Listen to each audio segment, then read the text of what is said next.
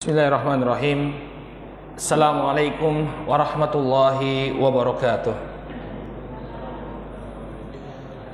Alhamdulillahirabbil alamin wa bihi nasta'inu ala umurid dunya waddin. Wassalatu wassalamu ala nabiyyina Muhammadin wa ala alihi wa sahbihi wa man ittaba'a hudahu ila yaumiddin, amma ba'd. Bapak dan ibu-ibu kaum muslimin wal muslimat rahimani wa rahimakumullah. Alhamdulillah, puji dan syukur kita panjatkan kepada Allah Subhanahu wa taala atas segala nikmat yang telah Allah Subhanahu wa taala anugerahkan kepada kita semua, sehingga di malam hari ini kembali kita berkumpul di masjid yang kita cintai ini untuk melaksanakan sholat maghrib berjamaah, yang kemudian kita lanjutkan dengan majelis ilmu. Masih kita membahas tentang perjalanan hidup junjungan kita Nabi Muhammad sallallahu alaihi wa ala alihi wasallam. Pada pertemuan yang terakhir kita telah jelaskan tentang kesedihan yang dialami oleh Rasul sallallahu alaihi wasallam berkenaan dengan wafatnya paman beliau Abu Thalib pasca pemboikotan yang dilakukan oleh orang-orang Quraisy kepada Bani Al-Muttalib. Maka Abu Thalib mengalami sakit yang kemudian mengantarkannya kepada kematian. Dan yang membuat Nabi sallallahu alaihi wasallam bersedih adalah keberadaan pamannya yang meninggal dunia dalam keadaan tidak mau mengucapkan kalimat la ilaha illallah. Dia meninggal di atas kekufurannya. Maka kemudian Allah Subhanahu wa taala menegaskan kepada Nabi sallallahu alaihi wasallam, innaka latahdi man ahbab. Sesungguhnya engkau tidaklah bisa memberikan hidayah walau itu kepada orang yang kau cintai. Maka ini adalah satu tragedi yang dialami oleh Nabi alaihi salatu wasallam ya, pada tahun yang disebut oleh sebagian ulama sebagai tahun kesedihan atau amul huzn. Kemudian apa lagi kesedihan yang dialami oleh Nabi sallallahu alaihi wasallam? Tidak lama setelah Abu Thalib paman beliau meninggal dunia, maka disusul oleh istri beliau yang sangat beliau cintai, wanita yang selalu berada di belakang Nabi sallallahu alaihi wasallam, mensupport, mendukung dakwah Nabi sallallahu alaihi wasallam. Khadijah radhiyallahu taala anha, beliau meninggal dunia tidak lama setelah Abu Thalib meninggal dunia. Sebagian ulama mengatakan bahwa jaraknya itu hanya 3 hari. Jadi Nabi sallallahu alaihi wasallam benar-benar terpukul ya setelah paman beliau meninggal dunia, disusul oleh istri beliau Khadijah. Dan kita tahu sendiri bahwa Khadijah radhiyallahu taala anha adalah sosok yang sangat besar peranannya kepada Nabi alaihi salatu wasallam. Kita flashback sedikit bagaimana dulu dukungannya Khadijah radhiyallahu taala kepada Nabi. Ya, ketika Nabi sallallahu alaihi wasallam baru pertama kali menerima wahyu, siapa yang menenangkan Nabi sallallahu alaihi wasallam? Khadijah radhiyallahu taala anha. Ketika orang-orang mendustakan Nabi sallallahu alaihi wasallam, maka Khadijahlah yang senantiasa membenarkan Nabi alaihi salatu wasallam. Dan dari Khadijah lahirlah putra dan putrinya Rasul sallallahu alaihi wasallam. Ya, dan Nabi SAW tidak pernah menikahi wanita lain selama Khadijah radhiyallahu taala anha masih hidup. Ini satu catatan yang perlu kita ketahui, bahwa Nabi tidak pernah melakukan poligami melainkan setelah Khadijah radhiyallahu taala anha meninggal dunia. Oleh karena itu Nabi SAW sangat mencintai Khadijah dan sempat menimbulkan kecemburuan pada diri Aisyah radhiyallahu taala anha. Jadi Khadijah sudah meninggal dunia, Bapak dan Ibu rahimakumullah, tapi Aisyah masih saja cemburu kepada Khadijah radhiyallahu anha. Sebutkan dalam sebuah hadis yang diriwayatkan oleh Imam Ahmad dengan sanad yang sahih dari Aisyah radhiyallahu anha. Aisyah mengatakan, "Kana Nabi sallallahu alaihi wasallam idza dzakara Khadijah athna 'alaiha fa ahsana tsana." Dulu Nabi sallallahu alaihi wasallam ketika beliau menyebut tentang Khadijah, ya, membicarakan tentang Khadijah, athna 'alaiha, maka Rasulullah pun memuji Khadijah, wa ahsana fa ahsana tsana, dengan pujian yang demikian indah. Ya, bagaimana perasaan seorang istri kalau ada istri yang lain ya dipuji di depan dia? Tidak ada di antara kita yang tahu kecuali yang praktek poligami. Kalau ingin tahu berarti harus ya. Maka ternyata ini menimbulkan kecemburuan. Padahal Khadijah sudah meninggal dunia ketika itu. Ini menimbulkan kecemburuan pada Aisyah radhiyallahu taala anha. Sagirtu yauman, maka suatu hari aku pun merasa sangat cemburu Fakultu, maka aku mengatakan kepada Nabi Shallallahu Alaihi Wasallam, dan ini suatu hal yang wajar. Ya, namanya wanita memiliki kecemburuan, namanya istri memiliki kecemburuan. Fakultu, maka aku mengatakan kepada Nabi Shallallahu Alaihi Wasallam, ma aktsara ma tadhkuruha hamra asyidq, qad abdalakallahu azza wa jal biha khairan minha. Dia mengatakan kepada Nabi Shallallahu Alaihi Wasallam, wahai Rasulullah, kenapa wanita yang sudah tua ini sering sekali kau sebut-sebut? Ya, karena Khadijah kan posisinya lebih tua daripada Nabi SAW, walaupun pendapat yang kuat jaraknya hanya 3 tahun daripada Nabi SAW. Ya, tapi sudah berlalu ya. Nabi SAW ini tahun ke-10 setelah beliau diangkat menjadi Nabi. Berarti usia beliau sudah 50. Khadijah berarti meninggal dunia sekitar umur 53 tahun. Ya, sudah tua. Maka kemudian dikatakan oleh Aisyah, wahai Rasulullah, kenapa wanita yang sudah tua ini sering kali engkau sebut-sebut? Qad abdalakallahu azza wa jalla biha khairan minha. Padahal Allah Subhanahu wa taala telah menggantikan untukmu wanita yang lebih baik daripadanya. Maka kemudian dinafikanlah ini oleh maksudnya Aisyah ya. Maka kemudian dinafikan oleh Nabi sallallahu alaihi wasallam, ma abdalani Allah azza wa jalla khairan minha. Allah Subhanahu wa taala tidak pernah menggantikan sosok wanita yang lebih baik daripada Khadijah. Tidak. Khadijah adalah wanita yang terbaik. Apa sisi kebaikan Khadijah radhiyallahu taala anha? Qad amanat bi idz kafara bin nas. Dia telah beriman kepadaku ketika orang-orang yang lain kufur. Wa sadaqatni idz kadzdzabani nas. Dan dia membenarkanku di mana manusia ketika itu mendustakanku. Wawasatni bimaliha idharaman nas, dan dia telah memberikan kepadaku harta, membantuku dengan hartanya ketika orang-orang menahan hartanya, tidak mau memberikan bantuan kepadaku. Warazaqani Allahu azza wa jal waladaha idharamani auladan nisa, dan Allah telah menganugerahkan kepadaku anak-anaknya, di mana Allah telah tidak menganugerahkan atau tidak memberikan anak dari wanita yang lain. Jadi Nabi SAW itu semua putra dan putrinya lahir dari rahimnya Khadijah radhiyallahu anha, kecuali satu orang, yakni Ibrahim. Ya, Ibrahim ini lahir dari Maria Al-Qibtiyah. Namun semuanya, ya mulai dari Zainab, Ummu Kulthum, Ruqayyah, dan juga Fatimah radhiyallahu taala anha, mereka semua lahir dari rahimnya Khadijah radhiyallahu taala anha. Masih ingat gak? Apakah Khadijah memiliki anak laki-laki dari Rasulullah? Ada nggak anak laki-lakinya?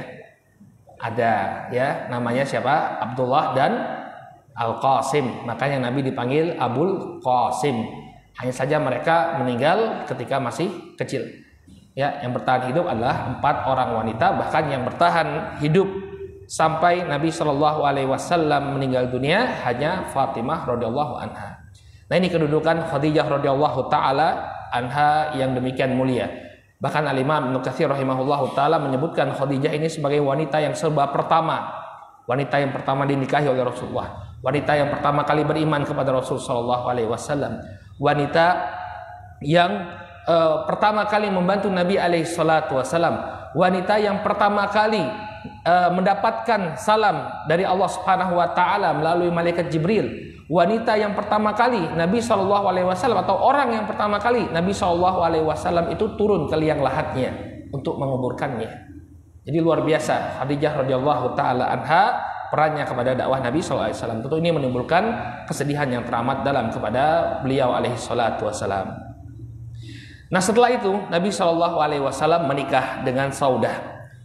Jadi para sahabat mengatakan pasca wafatnya Khadijah radhiyallahu taala anha, ya, orang-orang mengetahui demikian pentingnya atau demikian berartinya Khadijah di hatinya Rasul sallallahu alaihi wasallam. Kita bisa bayangkan ya, seorang wanita yang telah menemani suka duka beliau ketika kehilangan itu bagaimana rasanya. Maka nggak ada yang berani untuk menawarkan agar Rasul sallallahu alaihi wasallam menikah lagi. Ya, kecuali seorang wanita yang bernama Khawlah bintil Hakim yang berani menawarkan kepada Nabi Shallallahu Alaihi Wasallam, ya wahai Rasulullah, dia mengatakan kepada Nabi Shallallahu Alaihi Wasallam, wahai Rasulullah, tidakkah engkau berpikir untuk menikah pasca wafatnya Khadijah? Kemudian Nabi SAW bertanya kepada Khawlah, siapa yang bisa menggantikan posisi Khadijah? Siapa wanita yang layak untuk aku nikahi? Maka kemudian Khawlah menyebutkan nama Saudah bintu Zam'ah. Saudah bintu Zam'ah ini termasuk wanita yang pertama kali masuk Islam, yang pertama masuk Islam. Beliau dan suaminya yang bernama Sakran bin Amr. Sakran bin Amr ini adalah saudara laki-laki dari Suhail bin Amr, tokoh Quraisy yang nanti akan menjadi wakil Quraisy dalam perjanjian Hudaybiyah. Nah, ini keluarga mereka ini banyak yang masih kufur. Maka kemudian Saudah ini suaminya meninggal dunia dan dia pernah hijrah ke negeri Habasyah. Ya, berarti dia seorang wanita yang spesial, wanita yang istimewa. Dan usianya itu ketika itu sudah lanjut.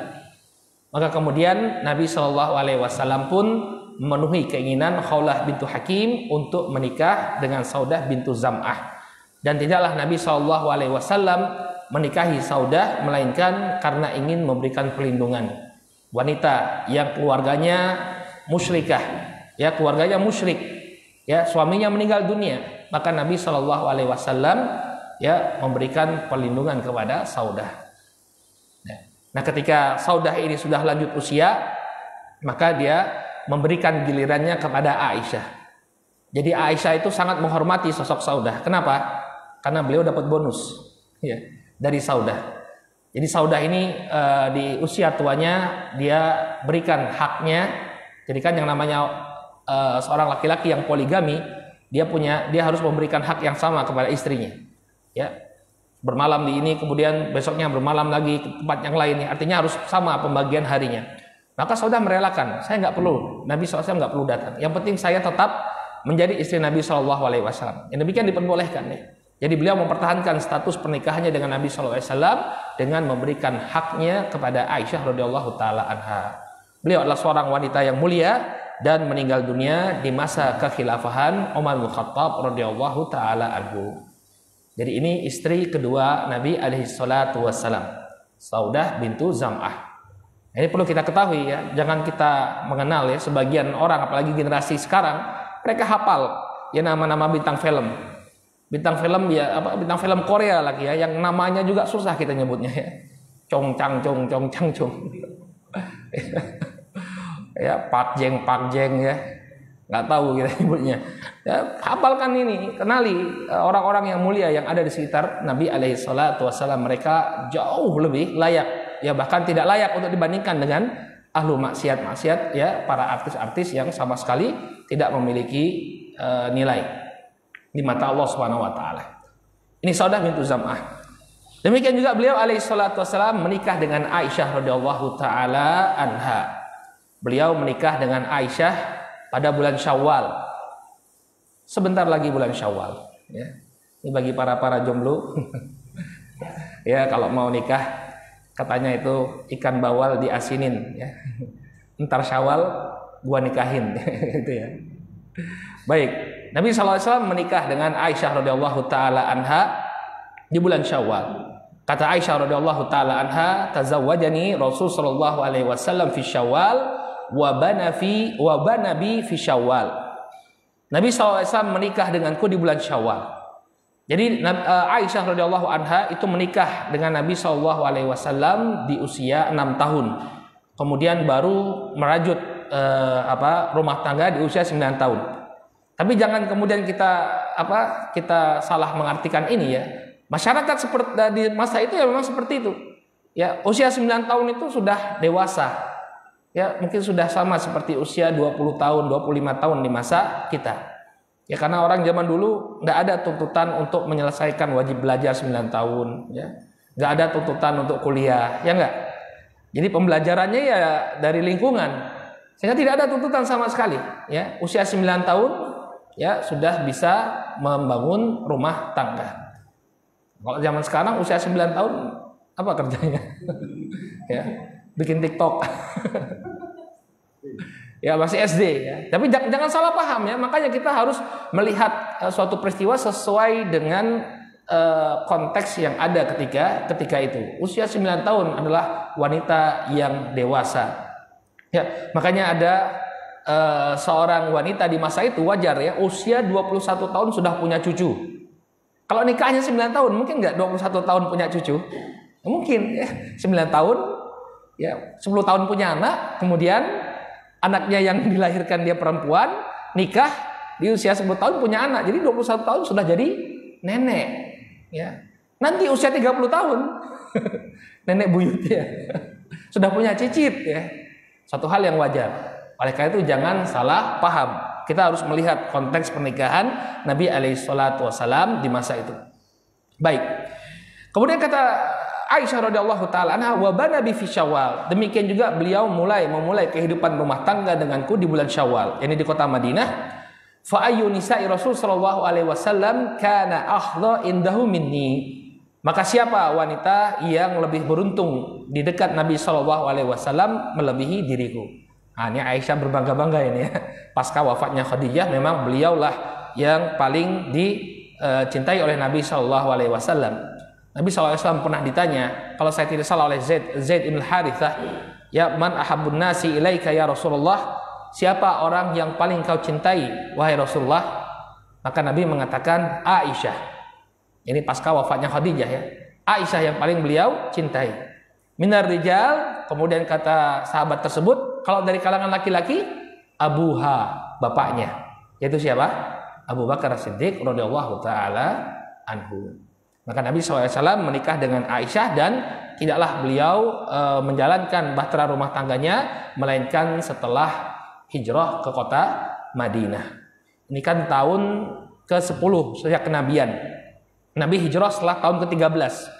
Berarti ya pas ketika Nabi pindah ke kota Madinah, maka beliau memulai kehidupan yang baru bersama Aisyah radhiyallahu taala anha.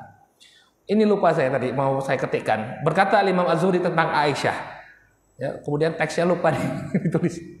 Ya, Imam Az-Zuhri mengatakan tentang Aisyah, kalau ilmu semua wanita ini dikumpulkan lalu dibandingkan dengan ilmunya Aisyah radhiyallahu anha, maka ilmunya Aisyah ini lebih luas. Ya, artinya banyak sekali ilmunya Aisyah karena dia benar-benar banyak mengambil ilmu dari Nabi Shallallahu Alaihi Wasallam. Makanya kalau Bapak dan Ibu lihat hadits-hadits yang berkenaan dengan hubungan intim suami istri, ya kan ada kan hadits-hadits tentang mandi janabah ya. Siapa yang meriwayatkan? Aisyah radhiyallahu taala anha. Ya, beliau yang paling paham tentang kehidupan rumah tangga Rasul Shallallahu Alaihi Wasallam. Baik, kemudian Nabi Shallallahu Alaihi Wasallam setelah beliau, ya setelah pasca wafatnya Abu Talib, ya tidak ada lagi orang yang memberikan backup terhadap Nabi Alaihi Wasallam. Maka apa yang dilakukan oleh Nabi Shallallahu Alaihi Wasallam? Beliau mencari tempat, ya mencari tempat yang memungkinkan bagi beliau untuk berdakwah. Jadi beliau ingin keluar dari kota Makkah mencari tempat yang baru.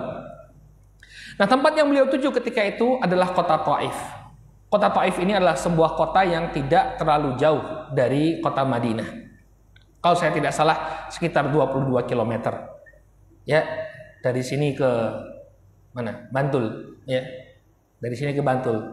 Enggak terlalu jauh, ya. Bantul kotanya, nek Bantul nek Bantul apa? Piungan ya dekat, ya. Baik, sekitar 22 kilo dari kota Makkah. Apa tujuan Nabi SAW ke sana? Ya, beliau berharap penduduk Taif ini mau menerima dakwah beliau, tapi kalau tidak, paling tidak mereka bisa memberikan perlindungan kepada Nabi. Ya, jadi beliau setelah di Makkah itu Abu Thalib meninggal dunia, otomatis nggak ada lagi backingnya beliau. Beliau ke Taif. Nah, kemudian beliau berdakwah kepada 3 orang pembesar Taif, ya, dari Bani Thaqif, yakni Banu Thaqif ini seperti Quraisy. Jadi kalau Quraisy itu keluarga atau kabilah yang paling besar yang ada di kota Makkah, kalau di kota Taif yang berkuasa di sana adalah Banu Thaqif, Ats-Tsaqafi, ya sebutannya adalah Ats-Tsaqafi, Banu Thaqif. Maka Nabi SAW melobi 3 pembesar Banu Thaqif, Abdul Yalail, Mas'ud, dan Hubab, yang semuanya ini adalah putra dari Amr bin Umair Ats-Tsaqafi. Ya. Tapi apa yang dilakukan oleh mereka? Nabi Shallallahu Alaihi Wasallam dakwahnya ditolak mentah-mentah. Bahkan ya mereka memprovokasi ya agar orang-orang yang anak-anak, orang-orang yang pandir ya untuk melempari Nabi Alaihi Wasallam. Lihat, Beliau berdakwah dengan penuh kesabaran, dengan penuh sopan dan santun, tapi kemudian dibalas dengan caci maki dan bahkan lemparan batu. Panjenengan pernah dakwah kemudian dilempar batu? Tidak pernah ya. Paling dibilang Wahabi ya. Ya, gak pernah dilempar batu. Nabi SAW sampai dilempar batu. Maka kemudian apa yang dilakukan? Ketika itu beliau berdakwah bersama Zaid bin Thabit. Zaid bin Harithah, maaf, Zaid bin Thabit nanti di Madinah. Zaid bin Harithah, anak angkat beliau. Ketika dilempari orang, apa yang dilakukan oleh Zaid bin Harithah? Beliau membentangkan punggungnya untuk melindungi Nabi Shallallahu Alaihi Wasallam. Luar biasa kecintaan para sahabat kepada Rasul Shallallahu Alaihi Wasallam sampai kemudian rela agar tubuhnya terluka ya untuk melindungi sosok Nabi Shallallahu Alaihi Wasallam. Sampai kemudian Nabi Shallallahu Alaihi Wasallam dan Zaid bin Harithah, mereka berdua melarikan diri dari Taif sampai ke sebuah kebun. Ya, di sebuah kebun ini dimiliki oleh dua saudara, yakni Utbah bin Rabi'ah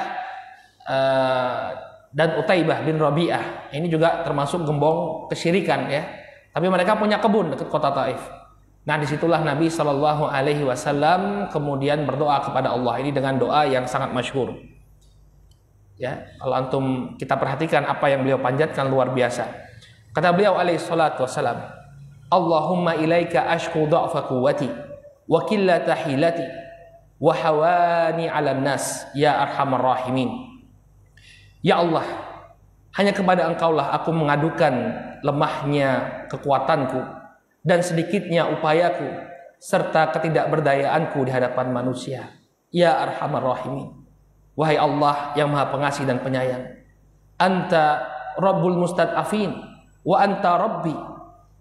Wahai Rabbku, Engkaulah Rabbnya orang-orang yang lemah dan Engkau adalah Rabbku. Ila man takiluni ila ba'idin yatajahamuni am ila aduwin malaktahu amri. Wahai Rabbku, kepada siapakah Engkau serahkan aku? Apakah Engkau tega untuk menyerahkanku kepada orang-orang yang jauh yang memusuhiku, atau kepada musuhku kau serahkan urusanku? In lam yakun bika alayya ghadabun fala ubali walakin afiyatak hiya awsa'uli. Kalau Engkau tidak marah, tidak murka kepadaku wahai Rabb, maka ini sudah cukup bagiku. Walakin afiyatak hiya awsa'uli. Akan tetapi keselamatan darimu, maka inilah yang lebih melapangkanku. A'udzu binuri wajhika alladzi asyraqathu lahu dhulumat wa salaha alaihi amrud dunya wal akhirah. Aku berlindung dengan cahaya wajahmu ya Rabb yang menerangi segala kegelapan dan menjadi baiklah dengannya perkara dunia dan akhirat. Min antunzila bi ghadabak, agar Engkau tidak menurunkan murkamu kepadaku. Aw yahillu alayya sakhatuk, atau Engkau turunkan kepadaku murkaku. Lakal utbah hatta tardha, hanya kepadamulah aku mengeluh ya Rabb sampai Engkau ridho kepadaku. Wala haula wala quwata illa bik, dan tidak ada daya dan upaya melainkan hanya dengan kekuatanmu. Jadi Nabi Shallallahu Alaihi Wasallam mengadu kepada Allah Subhanahu Wa Taala. Ya. Jadi itu kita kalau misalnya kita mendapati suatu permasalahan yang menunjukkan lemahnya kita, nggak bisa apa-apa kita punya Allah. Ya, kita punya Allah Subhanahu Wa Taala. Allah Subhanahu Wa Taala pasti akan memberikan pertolongan kepada hamba-hambanya yang benar-benar beristighatsah, meminta kepada Allah Subhanahu Wa Taala. Ud'uuni astajib lakum. Berdoalah kalian kepadaku, pasti aku akan kabulkan. Kebanyakan dari kita, barakallahu fikum, ketika kita ditimpa masalah, ya, kita lebih percaya pada diri kita daripada Allah Subhanahu Wa Taala. Kita berusaha tanpa meminta sedikit pun pertolongan dari Allah Subhanahu Wa Taala. Maka ini suatu kekeliruan. Sadari diri kita yang penuh kelemahan. Nabi alaihi salatu wasallam begitu beliau dalam keadaan ya yang demikian demikian kecewa, demikian sedih, beliau meminta kepada Allah Subhanahu Wa Taala. Maka kemudian ternyata doa beliau ini didengar oleh Utbah dan Utaibah, Maka kemudian Utbah dan Utaibah memerintahkan seorang budaknya yang bernama Adas, ya, ada seorang budak namanya Adas dan dia beragama Nasrani. Ya, dia diperintahkan untuk memberikan, coba berikan, itu kan kebunnya kebun anggur ketika itu. Berikan anggur ini kepada Muhammad. Maka Adas ini pun datang kepada Nabi Shallallahu Alaihi Wasallam memberikan anggur sesuai dengan perintah majikannya. Nah, ketika itu Nabi Alaihi Wasallam mengucapkan Bismillah sebelum makan. Maka kemudian Adas mengatakan, alangkah indahnya ucapan ini. Belum pernah ada orang yang makan sambil mengucapkan nama Allah Subhanahu wa taala, kata Adas. Maka kemudian Nabi SAW bertanya kepada Adas, dari mana engkau berasal? Kemudian dia mengatakan bahwa aku adalah seorang yang beragama Nasrani dari Ninawa. Ninawa ini negerinya Nabi Yunus ibn Matta, Nabi Yunus yang dimakan ikan. Pernah dengar ceritanya? Ini asal beliau. Maka Nabi SAW mengatakan, apakah ini negeri asal usulnya Yunus ibn Matta? Ya, senang Adas. Ya, senang Adas. Kenapa? Karena dia ada nabi yang memang berasal dari negerinya. Ya, kan orang kan senang dipuji ya. Ya, misalnya ada orang yang baik dari Yogyakarta, penyedengan orang Jogja, ketemu orang jauh. Oh, kemudian ketemu, dari mana antum? Dari Jogja. Oh, negerinya Pak Fulan ya, yang banyak jasanya. Wah, senang kita ya.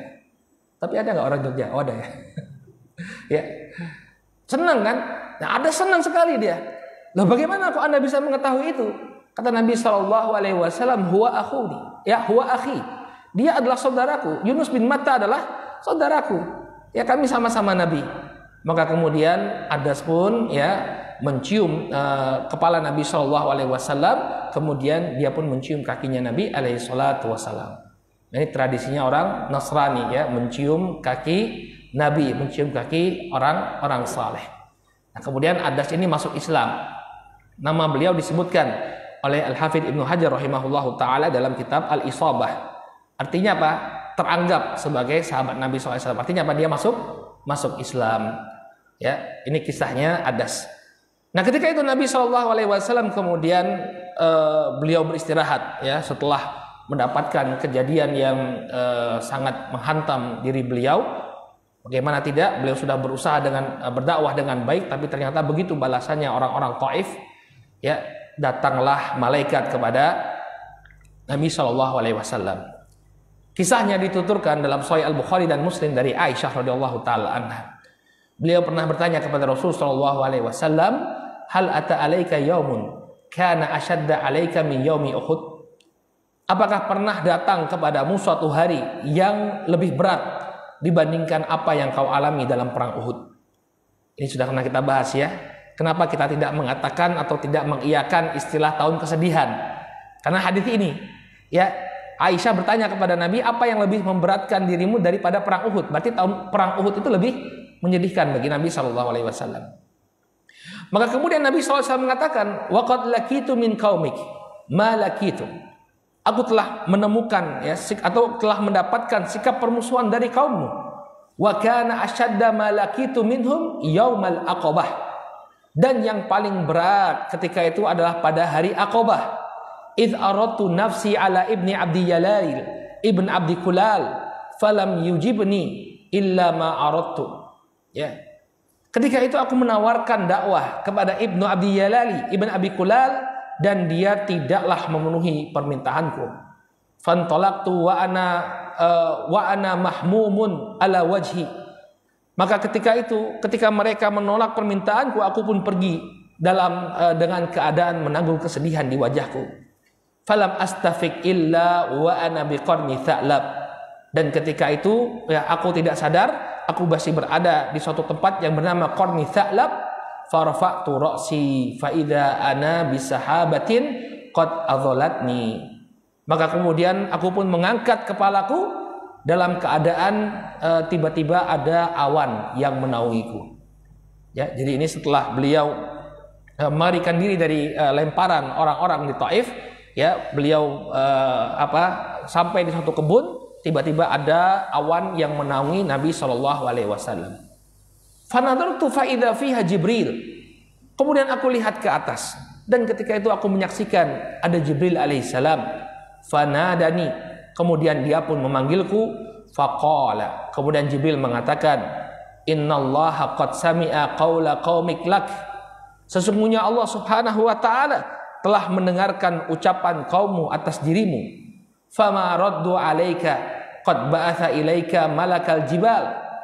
Dan Allah Subhanahu wa taala juga telah mendengar bagaimana penolakan mereka atasmu. Wa qad ba'atha ilaika malakal jibal. Dan Rabbmu telah mengutus untukmu malaikat penjaga gunung. Lita'murahu bima syi'ta fihim, agar engkau bisa memerintahkan malaikat penjaga gunung ini sesuai dengan apa yang kau inginkan. Fanadani malakul jibal, maka kemudian malaikat penjaga gunung pun memanggilku. Fasallama alai, kemudian dia pun memberi salam kepadaku.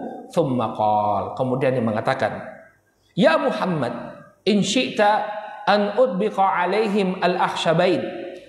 Wahai Muhammad, apabila engkau menginginkan, maka biarkan aku jatuhkan dua gunung yang besar ini atas diri mereka.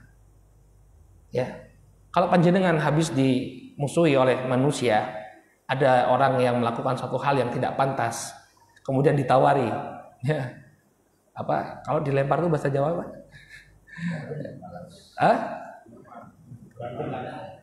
Ya itulah, pokoknya tak pandemi ya. Saya lempar, kamu mau enggak tak lempar? Iya lempar aja. Kalau bisa pakai bata yang berat itu. Ya. Maka Nabi Shallallahu Alaihi Wasallam ternyata masya Allah memberikan jawaban yang luar biasa ketika ditawarkan oleh malaikat ini untuk menjatuhkan dua gunung kepada orang-orang yang telah menzalimi beliau. Nabi SAW mengatakan, faqala Nabi Shallallahu Alaihi Wasallam, bal arju an yukhrijallahu min aslabihim man ya'budullah wahdahu la yusyriku bihi syai'a. Bahkan aku berharap agar Allah Subhanahu wa taala mengeluarkan dari sulbi mereka, dari keturunan-keturunan mereka, orang-orang yang beribadah kepada Allah Subhanahu wa taala dan tidak menyekutukannya dengan sesuatu apapun. Masya Allah. Ya, Nabi Shallallahu Alaihi Wasallam demikian kasih sayangnya kepada manusia, beliau tetap mengharapkan hidayah. Ya, luar biasa. Bagaimana orang kok bisa menuduh Nabi Shallallahu Alaihi Wasallam ini sebagai biang kekerasan? Ya, dusta mereka. Kalau mereka mempelajari sirah an-nabawiyah, Nabi Shallallahu Alaihi Wasallam adalah sosok yang sangat pemaaf, sosok yang sangat menginginkan kebaikan bagi manusia, tidak kemudian mudah, ya bahkan ditawari, beliau ditawari, ya tinggal mengatakan eksekusi, eksekusi. Tapi lihat Nabi Shallallahu Alaihi Wasallam mengatakan, bal arju an yukhrijallahu min aslabihim man ya'budullaha wahdah la yusyriku bihi syai'a. Bahkan aku berharap agar Allah Subhanahu wa taala mengeluarkan dari sulbi mereka orang-orang yang beribadah kepada Allah dan tidak menyekutukannya dengan sesuatu apapun. Jadi inilah tujuan dakwah. Tujuan dakwah kita itu agar orang-orang beribadah kepada Allah. Jadi bukan untuk membunuh, tidak. Ini bukan tujuan Islam. Tujuan Islam agar orang-orang itu beribadah kepada Allah. Makanya ada dakwah. Bahkan dalam jihad sekalipun, peperangan itu adalah jalan terakhir. Ya enggak? Nanti kita akan sampai bagaimana Nabi SAW memerintahkan pasukan. Kalau mereka berjihad, tawarkan mereka untuk masuk Islam. Kalau tidak mau, maka ya mereka tetap dalam agama mereka, kemudian membayar jizyah. Ya, agar mereka berada di bawah kekuasaan kaum muslimin, berinteraksi dengan kaum muslimin, yang kemudian akhirnya adalah masuk Islam. Kalau tidak mau baru diperangi. Jadi perang adalah opsi terakhir. Ya, jadi ajaran agama kita ini mengajak orang untuk kembali ke jalan Allah Subhanahu wa taala, bukan untuk memerangi mereka. Paham hadirin? Ya, jadi jangan salah paham. Perang ini kan yang dicoba oleh mereka, oleh musuh-musuh Islam, ya, menggambarkan Islam ini agama perang, bunuh. Enggak. Agama kita adalah agama dakwah, mengajak manusia untuk menyembah Allah Subhanahu wa taala semata. Baik. Nah, ini peristiwa di Taif. Kita coba ambil beberapa hikmah dari peristiwa Taif ini. Yang pertama, ya, disyariatkan untuk mendakwahi para pemuka masyarakat. Lagi-lagi ya, Nabi SAW ketika beliau ke Taif, yang beliau temui adalah pemuka-pemuka masyarakat. Kenapa? Sudah pernah kita jelaskan alasannya. Ya, kalau pemuka masyarakat ini Allah takdirkan dapat hidayah, maka orang-orang yang di bawahnya, para pengikutnya akan ikut serta. Makanya nanti ada fase di mana Nabi SAW mengirimkan surat kepada para raja dan pembesar-pembesar di Jaziratul, di sekitar Jaziratul Arabiyah, agar kalau mereka masuk Islam, mereka diikuti oleh rakyatnya. Kemudian yang kedua, sudah menjadi sunnatullah kalau dakwah itu ditolak. Ya, barang siapa yang ingin ikut serta dalam dakwah, pahala dakwah sangat luar biasa. Tapi kalau misalnya dakwah kita ditolak, kita dicibirkan, satu hal yang lumrah. Jadi jangan kemudian wah dakwah ini akan selalu lempeng gitu. Enggak, justru akan banyak ditolak manusia. Ya, Nabi SAW sampai dilempari batu. Padahal kita tahu sendiri bagaimana Nabi, karakternya beliau alaihissalam yang penuh dengan kelemah lembutan, penuh dengan kesabaran. Dakwahnya saja ditolak, apalagi kita. Ya mungkin kadang-kadang kata-kata kita menyakitkan orang, ya kurang tepat dalam memilih waktu dan lain sebagainya. Jadi wajar kalau dakwah itu ditolak. Cuma kalau misalnya dakwah itu ditolak karena kejelekan akhlak, maka hendaknya kita berbenah. Ya, kalau dakwah kita ditolak oleh masyarakat karena kejelekan akhlak, jangan kemudian nggak mau berbenah. Ya mungkin kalau akhlak kita yang harus diperbaiki, ya diperbaiki. Memang sunnatullah dakwah ditolak, tapi kalau sebabnya itu adalah akhlak yang jelek, jangan berdiam diri, berubah. Kemudian yang ketiga, hendaknya seorang dai memiliki kesabaran dalam berdakwah, sabar. Ya, Taif itu akhirnya berubah menjadi kawasan kaum muslimin di tahun ke-9 Hijriah. Ya, sekian tahun pasca peristiwa Nabi SAW dilempar. Kemudian yang keempat, dulu Zaid bin Harithah memasang badan beliau untuk melindungi Nabi. Maka kita pun sebagai umatnya harus mengambil peran, ya, melakukan pembelaan kepada sunnah-sunnah Nabi SAW. Kalau dulu yang dibela memang sosoknya Nabi SAW, kalau sekarang Nabi SAW sudah meninggal dunia, maka yang kita bela adalah ajarannya Nabi SAW. Kemudian faedah selanjutnya, kita selesaikan dulu ini. Hendaknya seseorang itu berdoa ketika mengalami kesusahan dan kepayahan dalam dakwah, seperti yang dilakukan oleh Nabi SAW. Bersandar diri hanya kepada Allah. Hidayah ada di tangan Allah. Minta bantuan Allah Subhanahu Wa Taala. Kemudian yang keenam, bolehnya menerima hadiah dari orang kafir selama itu tidak mempengaruhi prinsip kita. Nabi SAW diberi anggur oleh Utbah dan Utaibah. Beliau tidak menolak, beliau makan. Kemudian beliau mengucapkan Bismillah. Nah, kemudian yang ketujuh, dari percakapan Rasulullah SAW dengan Adas, ini menunjukkan bahwa dialog itu menjadi pembuka dakwah. Kalau kita punya kenalan orang Nasrani, ya orang Hindu, orang yang beragama non Muslim, cobalah berdialog sebagai pembuka dakwah. Apa yang menjadi keraguan mereka terhadap Islam? Kita jelaskan Islam itu seperti apa. Ya, Nabi SAW berdialog dengan Adas, dan ini kemudian menjadi pembuka dakwah. Ya, kalau kita diam-diaman saja nggak pernah berbicara tentang agama kita, menjelaskan kepada orang tentang agama kita, mungkin dia akan mengambil informasi yang salah tentang Islam dan jauh dari Islam. Tapi dengan dialog, ya tentunya diiringi dengan ilmu, ini bisa menjadi pembuka dakwah. Dan yang terakhir, ya kisah ini menunjukkan akhlak Rasulullah SAW, di mana beliau tidak menaruh dendam sama sekali kepada penduduk Taif, bahkan mengharapkan hidayah bagi mereka. Wallahu taala alam bisawab. Kita cukupkan dulu kajian kita sampai di sini. Alhamdulillah kita telah selesai dari satu fase. Insyaallah pada pertemuan yang akan datang, berarti sekarang tanggal 5, berarti sekitar tanggal 19, karena besok itu kan pas tarawih ya. Insyaallah kita kajiannya sebelum berbuka pada hari Senin tanggal 19 kalau saya tidak salah, kita akan masuk dalam fase yang baru, dakwah kepada kalangan jin. Nah, kan menarik ya. Nabi juga berdakwah kepada jin, dan juga usaha beliau untuk meminta suaka kepada Mut'im bin Adi. Baik, kita cukupkan dulu sampai di sini, mudah-mudahan bermanfaat. Subhanakallahumma wabihamdika asyhadu an la ilaha illa anta astaghfiruka wa atubu ilaik. Assalamualaikum warahmatullahi wabarakatuh.